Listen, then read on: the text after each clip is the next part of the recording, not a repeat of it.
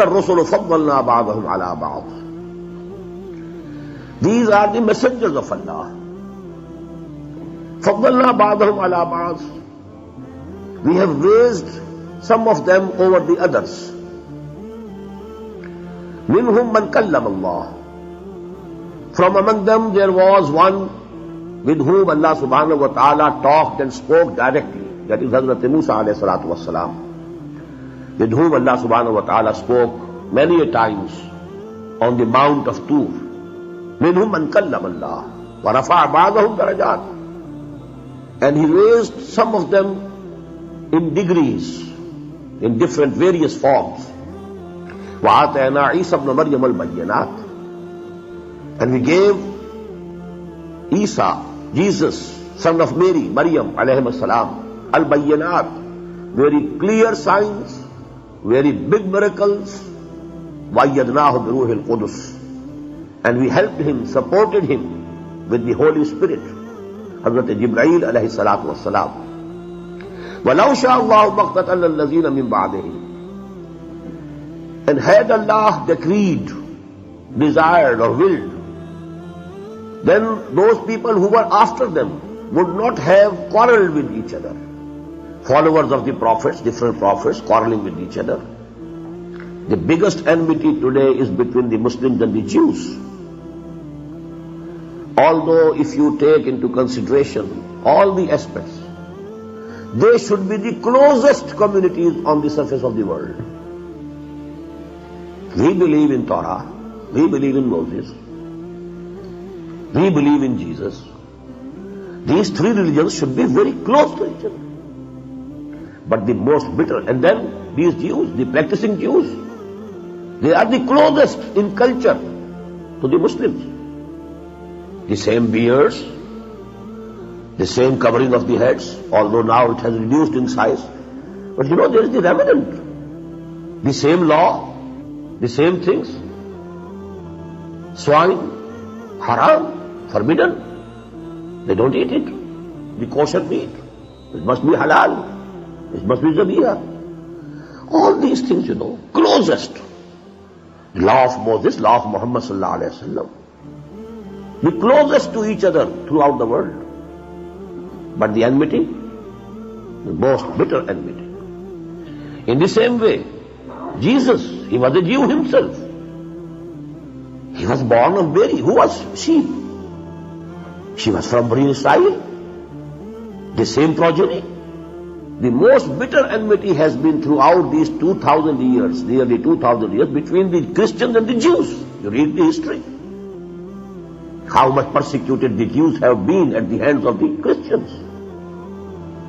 First of all, the Christians were persecuted at the hands of the Jews, and then the Jews were persecuted at the hands of the Christians. After Emperor Constantine, he embraced Christianity. He became a Christian. Now Christianity was the state religion of a very big empire, the Roman Empire. And now there was tough time for the Jews throughout the Roman Empire. So this has been the case. The closest people regarding the prophets, the same progeny of Yaqub alayhi salatu wassalam, but the followers are bitter enemies of each other. The same prophets from the progeny of Ibrahim and his son Ismail and in his progeny Muhammad sallallahu alayhi wa sallam, and Muslims believe in him, but the bitterest enemies. لَوْ شَاءَ اللَّهُ مَقْتَتَلَ الَّذِينَ مِنْ بَعْدِهِ. Had Allah willed so, people after them would not have quarreled and fought each other. مِنْ بَعْدِ مَا جَاءَتْهُمُ الْبَيِّنَاتِ. After that, the clear signs and teachings had come to them. وَلَكِنْ اخْتَلَفُوا فَمِنْهُمْ. But they differed. فَمِنْهُمْ مَنْ آمَنَ وَمِنْهُمْ مَنْ كَفَرَ. From among them are those who came to believe, who had the faith. وَمِنْهُمْ, from among them also are those مَنْ كَفَرَ, who denied, who belied. وَلَوْ شَاءَ اللَّهُ مَقْتَتَلُوا. Had Allah willed so, they would not have quarreled or fought each other. وَلَكِنَّ اللَّهَ يَفْعَلُ مَا يُرِيدُ. But Allah does what He decrees, what He wills, what He pleases. He has created this world, He has given the option. This ikhtilaf, this difference will remain. Ya ayyuhalladhina amanu anfiqu mimma razaqnakum min qabli an ya'tiya yawmun la bay'un fihi. I told you the two strands of jihad fi sabilillah, infaq again. These two sections were for qital, but that qital was from the past history, the battle between Jalut and Talut. But in between the lines, it was actually a preparation, mental preparation of the Muslims for the coming battle of Badr. History was going to repeat very soon. And from Badr was going to start the glorious period of the Islamic history, of the Muslim history. Muslims suddenly became a very big power to reckon with. They defeated Quraysh. You can't imagine the effect over the whole of the Arabian Peninsula. Quraysh defeated at the hands of Muhammad and his followers. A very small number, nearly unarmed. They defeated the Quraysh, the mightiest force in the whole Arabian Peninsula. So actually that was very decisive. That is why it has been called in the Quran Yawmul Furqan, the differentiating day. It is a dividing day. Tables were turned after Badr. Ya ayyuhalladhina amanu anfiqu. After qital there must be infaq also, side by side. Ya ayyuhalladhina amanu anfiqu mimma razaqnakum. Oh, you who profess to believe, expend from whatever we have given you, whatever we have provided you. Min qabli an yatiya yawmun la bay'un fihi wa la khullatun wa la shafa'a. Before that day comes, that is the day of judgment, when there shall be no bargaining, no friendship, no intercession whatsoever. This is a very categorical ayah. The import of this ayah is the same as of two ayat that we have already read before. وَاتَّقُوا يَوْمًا لَا تَجْزِي نَفْسٌ عَن نَفْسٍ شَيْئًا وَلَا يُقْبَلُ مِنْهَا شَفَاعَةٌ وَلَا يُؤْخَذُ مِنْهَا عَدْلٌ وَلَا هُمْ يُنصَرُونَ. In the beginning of the 6th section, and then in the beginning of the 15th section. Here again you find, now Allah subhanahu wa ta'ala is addressing Muslims. Just as He addressed to Jews was also, وَاسْتَعِينُوا بِالصَّبْرِ وَالصَّلَاةِ, in the end of the 5th section. And the Muslims were also addressed with the same words, Ya ayyuhalladhina amanu ista'inu bis-sabri was-salah, in the beginning of the 19th section. In the same way, Ya ayyuhalladhina amanu anfiqu mimma razaqnakum min qabli an yatiya yawmun. Before that day comes, when there will be no bargaining, no trading, no friendship, no intercession. وَالْكَافِرُونَ هُمُ الظَّالِمُونَ. And those who deny, they are the wrongdoers, they are the unjust people, they are the evil people. Allahu la ilaha illahu. Now comes Ayatul Kursi, the greatest ayah of the Quran. And there are clear ahadith of the Prophet sallallahu alaihi wasallam. Sayyidatu Ayatil Quran. This ayah, a very big ayah, very long ayah, is the chief of all the ayat of the Quran. And this is a very big prayer of Tawheed. Tawheed is Sifati. All the attributes of Allah subhanahu wa ta'ala, the basic attributes. Tawheed of the attributes. In the description and narration of the Tawheed of attributes of Allah subhanahu wa ta'ala, this is the most profound ayah of the Quran. Allahu la ilaha illahu. Allah is He, that there is no ilah, no God beside Him. Al-Hayyul Qayyum. He is ever living, self-sustaining, and He is the sustainer of all the existence. La ta'khudhuhu sinatun wa la nawm. Neither slumber nor sleep can seize Him. Lahu ma fi samawati wa ma fi al-ard. To Him belongs everything that is in the skies and heavens, and that is on the earth. Man dhal ladhi yashfa'u indahu illa bi'izni. Who is He who can dare intercede before Him except after His permission?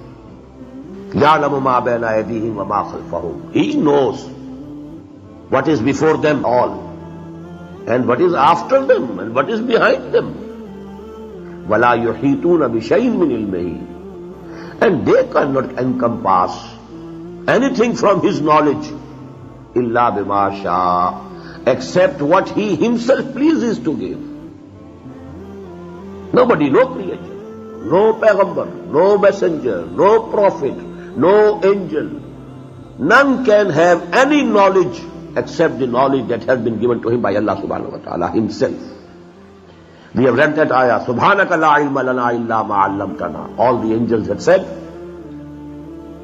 glory be to you, we don't have any except the knowledge that you gave to us. There's no knowledge except the knowledge which Allah gives to anybody. لا يحيطون بشيء من علمه إلا بما شاء وسع كرسيه السماوات والأرض. His throne or his kingdom, translated in two ways.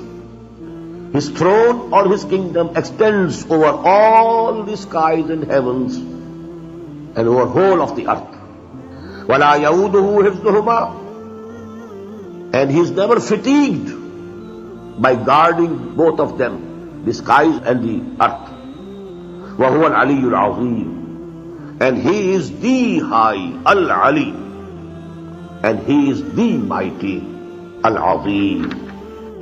La ikraha fi ddeen. There is no compulsion in religion or in deen.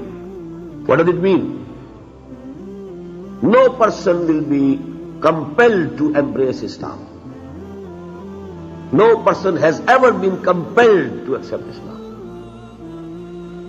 But as regards the system, if the Muslims have power, they will never tolerate any unjust system and social order to prevail. There we shall use force. Individuals, a different case. Anybody, if he wants to remain a Hindu, remain a Hindu. If he wants to remain a Christian, he remain a Christian.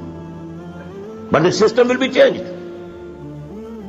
The rule will be of Allah. Hatta ayatul jizyat ayyadim wa hum saghirun. You can remain a Hindu, a Christian, a Buddhist, or whosoever you may be, you can remain. But you will have to submit to the Islamic State, to the Khilafah, and there you will have to pay the taxes, the jizya. That is the position. But individually you will not be compelled to change your religion. That is actually the position of Islam. It is usually misunderstood. As far as the system is concerned, the collective system, the social order, that if we have power and we want to attain power to change it, that is called revolution. We are working for Islamic revolution to establish the system of Khilafah, sovereignty to Allah, and Khilafah for the Muslims. That will be the system. La ikraha fi ddeen qad tabayyana ar-rushd min al-ghayy. The right path has become distinct from the wrong path. فَمَنْ يَكْفُرْ بِالطَّاغُوتِ وَيُؤْمِنْ بِاللَّهِ. So whoever disowns Taghut, what is Taghut? Everything which is rebellious against Allah is Taghut. Every institution which doesn't accept divine sovereignty and authority is Taghut. The non-Islamic state is the biggest Taghut on earth. Taghut are not only individuals, the systems are Taghut. Tagha, what does it mean? When you have transgressed your limits, you are Taghi. Tagha means to go beyond the limits. You must be a bondsman to Allah, you should be a servant to Allah, you must obey Allah. You were created for His ibadah. وَمَا خَلَقْتُ الْجِنَّ وَالْإِنسَ إِلَّا لِيَعْبُدُونَ. If instead of being servant of Allah, you become master, I am the ruler, I have the sovereignty, you are in revolt against Allah subhanahu wa ta'ala, you are Taghut. So you have to deny Taghut first, and then you should have faith in Allah. You have to say La ilaha first, and then illallah. Denial is first, affirmation comes after that. The same is the thing here. وَمَنْ يَكْفُرْ بِالطَّاغُوتِ وَيُؤْمِنْ بِاللَّهِ. whosoever denies, declares that he is bari from this taghut, and then he believes in Allah, faqad istamsaka bil urwatil wusqa. So he has grasped in his hand a firm handhold, lan fisama laha, which will never give way. Wallahu sami'un alim, and Allah is all listening, all knowing. Allahu waliyyu alladhina amanu yukhrijuhum min adh-dhulumati ila an-nur. Allah is the protector and helper and guardian. Wali is a very profound word of Arabic. You can't translate it, can't give its connotation in one word in English. Allah is the protector and the guardian and the supporter of those who have real faith. يُخْرِجُهُمْ مِنَ الظُّلُمَاتِ إِلَى النُّورِ. He keeps them taking out from various shades of darkness into light. Zulumat always you will find in Quran in plural. There are different shades of darkness. There is shirk, there is kufr, there is nifaq, there is ilhad. So many shades, different shades of darkness. Light is one, and darkness has different shades. Allah subhanahu wa ta'ala always keeps bringing them out from the shades of the darkness into light. وَالَّذِينَ كَفَرُوا أَوْلِيَاؤُهُمُ الطَّاغُوتُ. As for those who disbelieve, their supporters are the taghut. They are the brothers and supporters. There is a mutual support. They are supporting taghut, and taghut is helping them. يُخْرِجُونَهُمْ مِنَ النُّورِ إِلَى الظُّلُمَاتِ. And these taghut, they keep on taking them away from light into different shades of darknesses. This is a process going on side by side. Allahu waliyyul lazina amanu yukhrijuhum min adh-dhulumati ila an-nur. Allahumma rabbana ij'alna minhum. Allahumma rabbana ij'alna minhum. May Allah include us in these people whose wali is Allah himself, and he takes them out from these different shades of darkness into light. وَالَّذِينَ كَفَرُوا أَوْلِيَاؤُهُمُ الطَّاغُوتُ يُخْرِجُونَهُم مِّنَ النُّورِ إِلَى الظُّلُمَاتِ اللهم ربنا لا تجعلنا منهم أولئك أصحاب النار هم فيها خالدون. They are the people of fire, and they will remain in that forever. أَلَمْ تَرَ إِلَى الَّذِي حَاجَّ إِبْرَاهِيمَ فِي رَبِّهِ. Again the same word, أَلَمْ تَرَ. Did you never ponder about the person, الَّذِي حَاجَّ إِبْرَاهِيمَ, who argued with Ibrahim, fi rabbihi, about his Lord, his Rabb. Who is your Rabb? Now this person is Namrud, the king of Iraq, at the time of Hazrat Ibrahim alayhi salatu wassalam. Namrud was also a title, just as Fir'aun. Fara'ina, the kings of Misr, of Egypt, they were Fara'ina. The kings of Babylonia, which we now call Iraq, they were Namarida. So actually Namrud and Fir'aun, they are not names, they are titles. Just as Fir'aun, Namrud. Alam tara ila alladhi hajja Ibrahim. So as we say, Fir'aun of Moses. So Namrud of Ibrahim, of the time of Ibrahim alayhi salatu wassalam. Hazrat Ibrahim was presented in the court of the king. There this dialogue went on.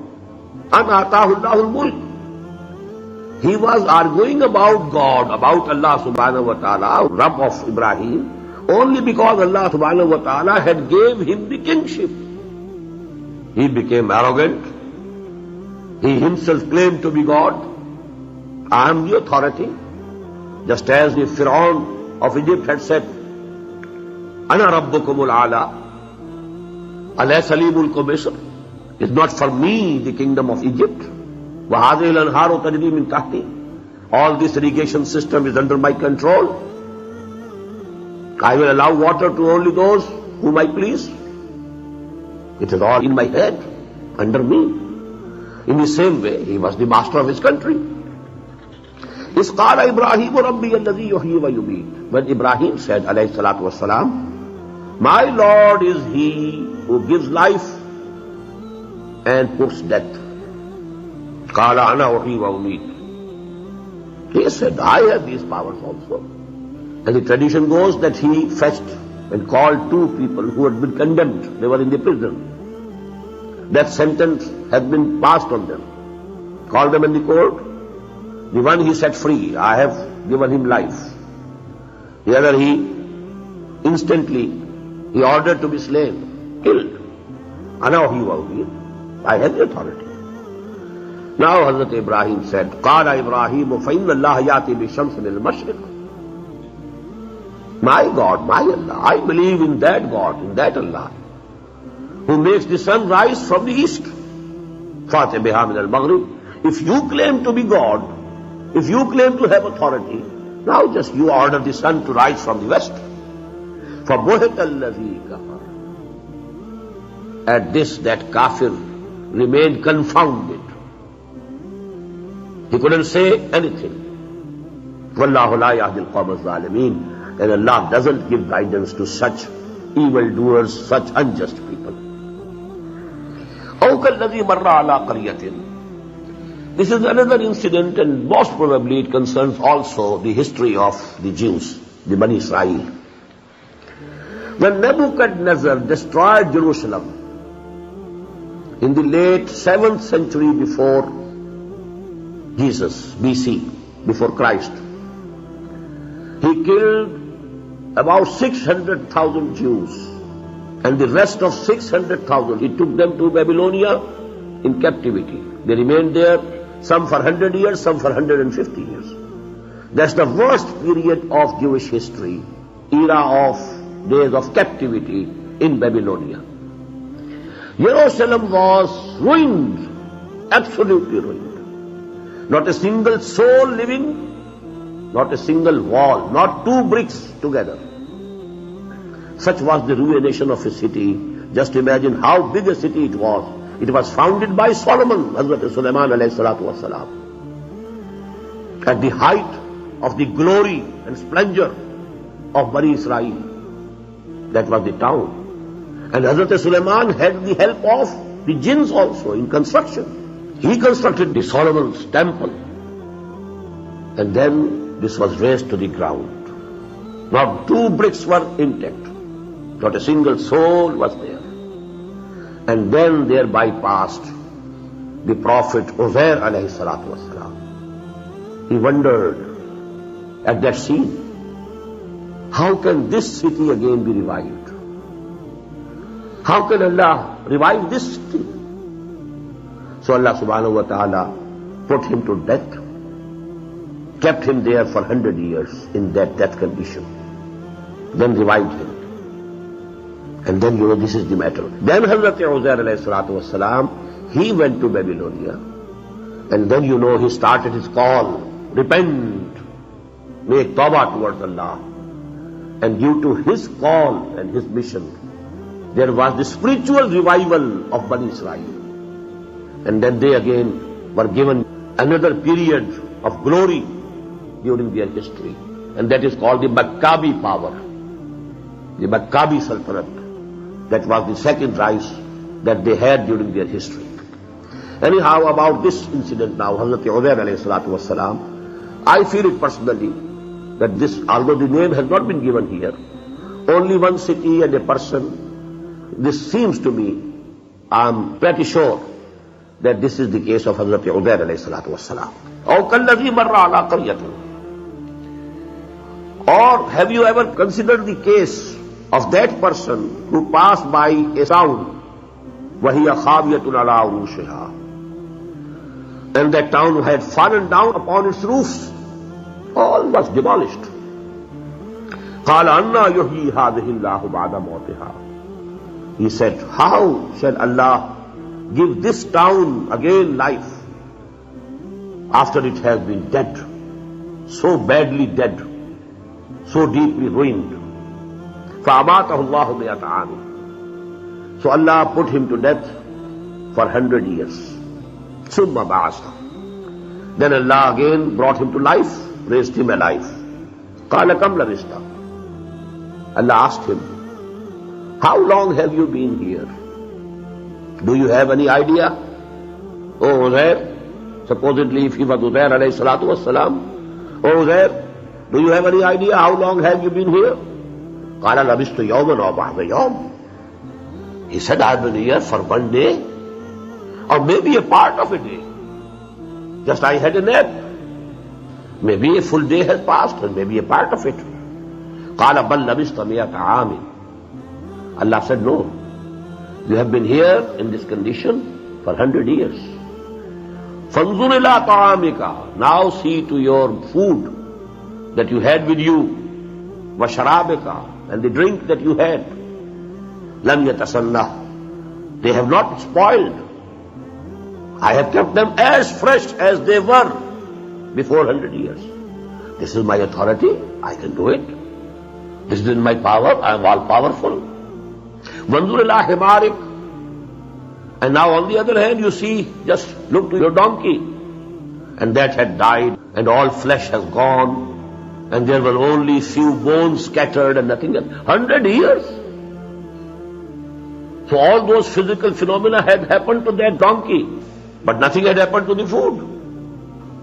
وَانْظُرْ إِلَىٰ حِمَارِكَ وَلِنَجْعَلَكَ آيَةً لِلنَّاسِ. And we want to make you a sign for the people.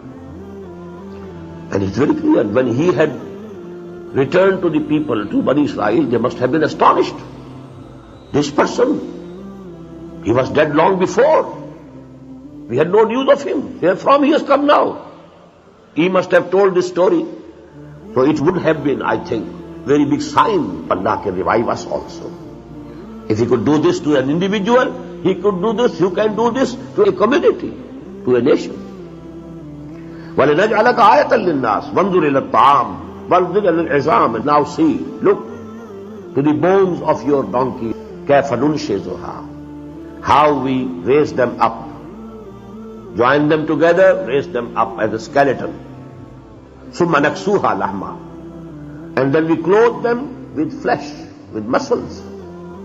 فَلَمَّا تَبَيَّنَ لَهُ. When everything became absolutely clear to him, قَالَ أَعْلَمُ أَنَّ اللَّهَ عَلَىٰ كُلِّ شَيْءٍ قَدِيرٌ. Then he said and proclaimed, now I fully know that Allah subhanahu wa ta'ala is all powerful and he can do anything that he likes. وَإِذْ قَالَ إِبْرَاهِيمُ رَبِّ أَرِنِي كَيْفَ تُحْيِي الْمَوْتَىٰ. And just recall the time when Ibrahim said to his Lord, O Lord, let me see, show me how you will revive the dead. How will you raise the dead again to life? قَالَ أَوَلَمْ تُؤْمِنْ. Allah asked, do you not believe? قَالَ بَلَىٰ. He said, why not? I believe. I have the faith. وَلَكِنْ لَيَطْمَئِنَّ قَلْبِي. But I want that I should have the conviction, deepest conviction. My heart should be absolutely at rest. There shouldn't be an iota of doubt in me. So because I want that total and absolute conviction, that is why I have requested you to show to me. قَالَ فَخُذْ أَرْبَعَةً مِّنَ الطَّيْرِ. Allah subhanahu wa ta'ala said, take 4 birds. فَصُرْهُنَّ إِلَيْكَ. Tame them to incline to you. Tame them so that when you call them, they respond to you, they come to you. ثُمَّ اجْعَلْ عَلَىٰ كُلِّ جَبَلٍ مِّنْهُنَّ جُزْءًا. Now the details are not here. The details are which are omitted. Now kill them, slaughter them, and divide their bodies into parts. And then part of every bird, some parts of mix them and keep them on different hills. ثُمَّ اجْعَلْ عَلَىٰ كُلِّ جَبَلٍ مِّنْهُنَّ جُزْءًا ثُمَّ ادْعُوهُنَّ. Then you call them the way which you had made them accustomed to respond. يَأْتِينَكَ سَعْيًا. You will see that they will be coming to you running. وَاعْلَمْ أَنَّ اللَّهَ عَزِيزٌ حَكِيمٌ. And you should know and keep it in mind. And you should be convinced that Allah subhanahu wa ta'ala is almighty, all powerful, and he has the all total wisdom also. Now come 2 sections, and they are regarding infaq fi sabilillah. Scattered ayat we have found at many places about qital. Scattered ayat have been mentioned and have appeared at many places about infaq. But 2 sections, full 2 sections about qital, we have already read. Now 2 sections, full 2 sections about infaq. Masalul ladhina yunfiquna amwalahum fi sabilillah. The likeness of those who expend their wealth and money in the way of Allah. Now this should be very clear. What does it mean in the way of Allah? Infaq fi sabilillah has a definite connotation. There is another word, sadaqah. Sadaqah is charity. Charity is basically for the poor, the needy, the beggar. This is sadaqah. Infaq fi sabilillah is actually jihad fi sabilillah bil mal, for the cause of Allah. What's the cause of Allah? Cause of Allah is that His deen should be supreme. As the Christians pray, Thy kingdom come, Thy will be done on earth as it is in heavens. On this earth also, the will of Allah subhanahu wa ta'ala should be fulfilled. The law of Allah subhanahu wa ta'ala should be enforced. This is the cause of Allah. And if you spend your money and your wealth for this purpose, this is infaq fi sabilillah. So actually, you keep it in mind. Sadaqah, infaq, ita'i mal, zakat, these are different terms. And every term has a definite connotation of its own. Although they can be interchanged, they can be used one another's place. Then qarz hasana, man dhal ladhi yuqridu Allah qarzan hasana. Who is that person who can dare give Allah loan, goodly loan? And these two terms, the loan to Allah, because when you are spending for the deen of Allah, it's the loan, personal loan to Allah. When you are spending your wealth for establishing the deen of Allah, it is infaq fi sabilillah. It's a part of jihad. Jihad fi sabilillah bil mal, that is infaq. Jihad fi sabilillah bil nafs, the final stage is qital. When you go risking your life, you go to the field of battle, risking your life. Masalul ladhina yunfiquna amwalahum fi sabilillah. The similitude or likeliness of those who spend and expend their money and wealth for the cause of Allah, in the way of Allah. Kamasali habbatin ambatat sab'a sanabila. To the likeness of a grain which grows 7 years. Fi kulli sumbulatin mi'atu habba. And in each and every year there are 100 grains. So 1 grain of wheat, now the plant, in that are 7 years, and in every year there are 100 grains. So 1 grain has grown into 700 grains. The same is the similitude, that if you spend for the cause of Allah, your reward will be 700 times at least. Why at least? Because Allah says, وَاللَّهُ يُضَاعِفُ لِمَنْ يَشَاءُ. Allah will double it for whomsoever He wishes. It can be 1400 times. But that is at the discretion of Allah subhanahu wa ta'ala. Man yasha, wallahu yudha'ifu liman yasha. For whomsoever He pleases or wills, He will double it. Wallahu wasi'un alim. And Allah is all embracing, all knowing. الذين ينفقون أموالهم في سبيل الله ثم لا يتبعون ما أنفقوا منا ولا أذى.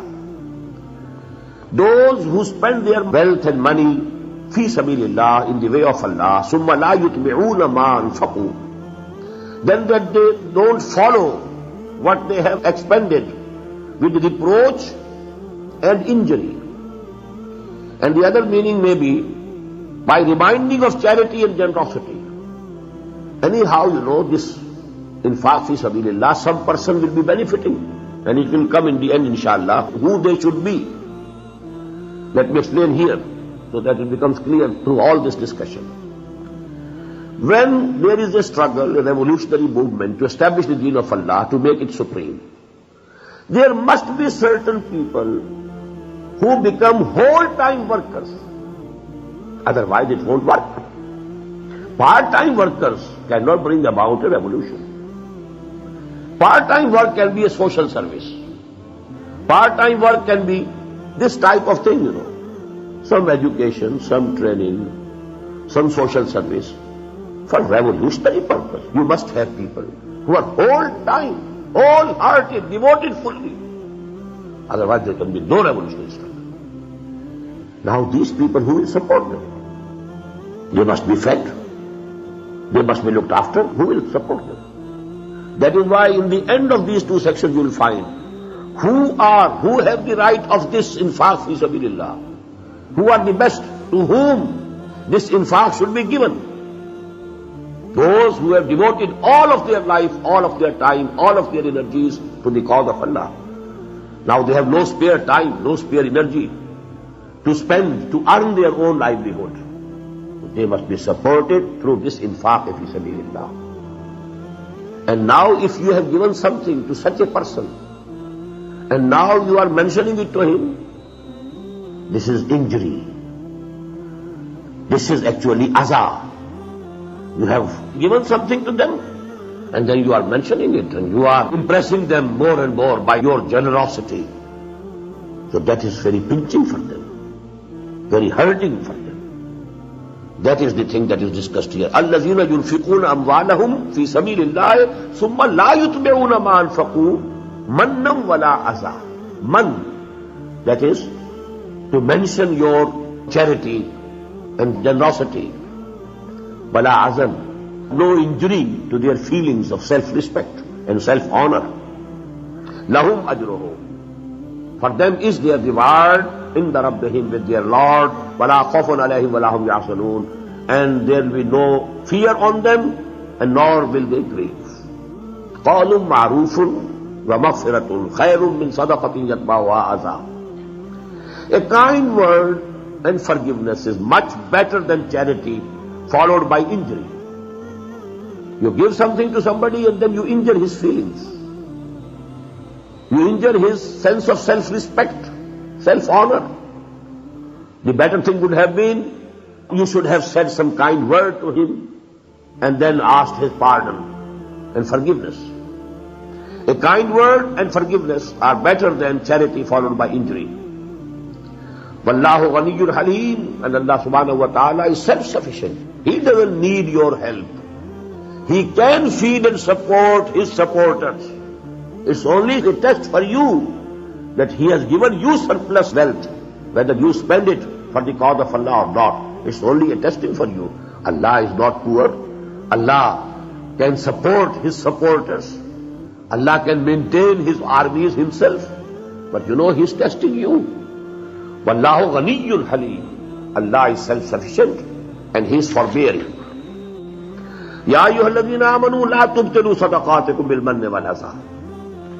O you who believe, do not render vain your charity by mentioning your generosity and by injuring the feelings of those to whom you have given that charity. Kalladhi yunfiqu ma'alahu ri'a'an nas. In the same way as that person who is spending his money to show off to the people.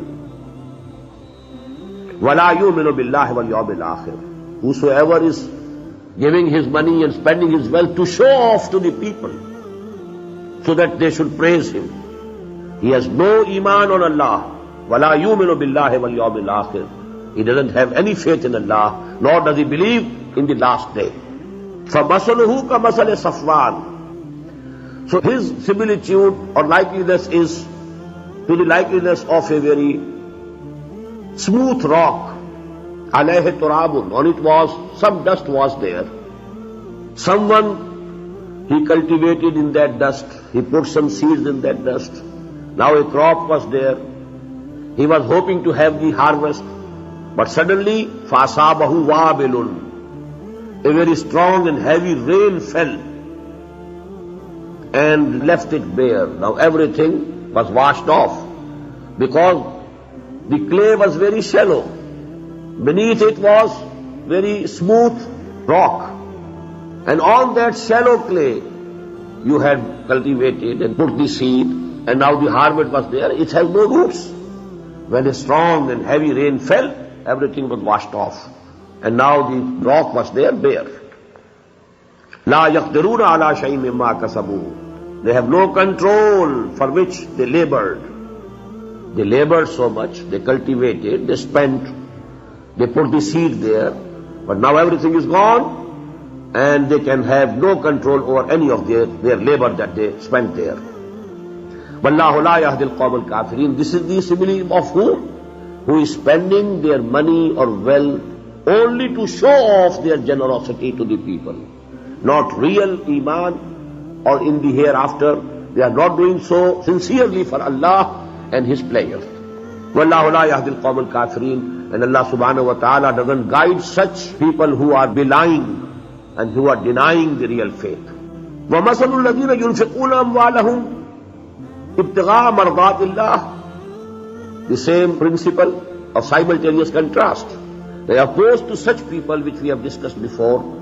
مَثَلُ الَّذِينَ يُنْفِقُونَ أَمْوَالَهُمْ ابْتِغَاءَ مَرْضَاتِ اللَّهِ. The likeliness or similitude of those people who spend their money only to get the pleasure of Allah subhanahu wa ta'ala. وَتَثْبِيتًا مِنْ أَنفُسِهِمْ. And they want strengthening of their own souls. I am spending so that Allah may be pleased and my spirit may be purified. Dual purpose can be there. You are spending for the cause of Allah so that Allah is pleased, and your own soul, your own ruh, your own spirit is purified. Tazkiyah. That is why for this ibadah, for this mode of worship, particular mode of worship in which you give your money, that is called zakah. Purifying thing. It purifies the souls of the people. Tasbita min anfusihim. Whosoever is spending their money in this way, for pleasing Allah and purification of their and strengthening of their souls, their example is kamasali jannatin birabwatin. Example or simile of a garden which is on a raised place. Asabaha wabilun. If there is strong rain, heavy rain, fa'atatu kulaha dhifin. That garden gives the fruit twice, twofold. فَإِنْ لَمْ يُصِبْهَا وَابِلٌ. If there is not very heavy rain, فَقَلْ. Then a small drizzle would also benefit the garden. The fruit will be there anyhow. The garden will not be washed away with the strong rain, because it is not on a smooth rock. It is there on a raised platform. Wallahu bima ta'amaluna basir. And whatever you are doing, Allah subhanahu wa ta'ala is seeing it. Ayawaddu ahadukum. Does anybody amongst you like an takuna lahu jannatun, that there may be for him a garden, min nakhilin wa anabin. In that garden there may be the date palms and the grapes, the vines. Tajri min tahtil anhar. Beneath that garden there are streams are flowing. Lahu fiha min kulli samarat. In that garden for him there are all types of fruit. Wa asabahul kibar. And now old age has overtaken him. Now this is a simile. Just imagine a person, a very old person. He worked very hard. He cultivated plants. He prepared a garden. Now he has a garden of date palms. Then there are the orchards and the vines, and everything is there. Water is flowing. All sorts of fruits are there. And now the old age has overtaken him. وَلَهُ ذُرِّيَّةٌ ضُعَفَاءٌ. And his progeny, his sons and daughters are weaklings, very young in age. They need protection. فَأَصَابَهَا إِعْصَارٌ. Suddenly on some day, some occasion, a fiery whirlwind comes, strikes that garden, فَاحْتَرَقَتْ. And the whole garden got burnt up. كَذَلِكَ يُبَيِّنُ اللَّهُ لَكُمُ الْآيَاتِ لَعَلَّكُمْ تَتَفَكَّرُونَ. In this way Allah subhanahu wa ta'ala makes His ayat plain for you, clear for you, so that you may ponder over them, you may reflect over them. Now this is actually simile. What is the lesson in it? A person has been doing charity and doing everything. Suddenly when he will be raised from the dead, he will find I have done nothing because I was not sincere. Whatever I was doing only to get good name, good praise from the people, not for the sake of Allah subhanahu wa ta'ala. Whosoever is doing any good work, any charity, for riya'ul nas, to show off to the people, he will find himself in the position of that old person whose whole life's hard labor has gone in one incident.